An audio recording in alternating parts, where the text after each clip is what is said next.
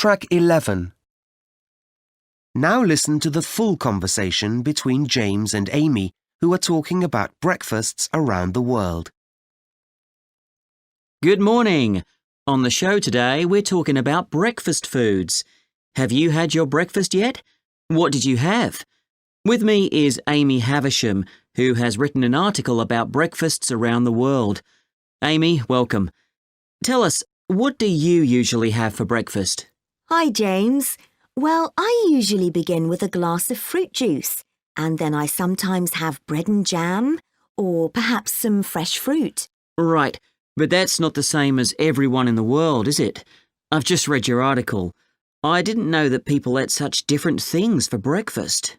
Tell us more. Well, in some countries, breakfast is quite sweet.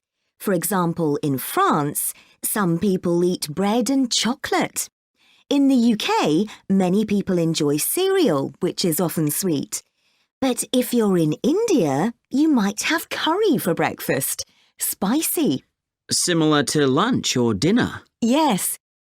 And in Japan, it's often soup for breakfast. But in the UK, we have soup for lunch or dinner. And do you know what people eat in Brazil? No, I don't. A huge variety. It's a big country. But when I was there, I had a plate of tropical fruit. And then there's a bread which is called cheese bread, but the cheese is cooked inside it. It's delicious. It's best if you eat it warm. And a final question. How important is breakfast? We hear it's the most important meal of the day, and then you hear that lots of people don't have it. Is there a right answer? Well, it depends on each person. But people who don't have breakfast need to remember that they haven't eaten all night, and so they're going to be hungry during the morning. Breakfast is a good thing. Your brain works better if it isn't thinking, I need to eat. And I've discovered that you can eat a lot of different things at breakfast time. Right.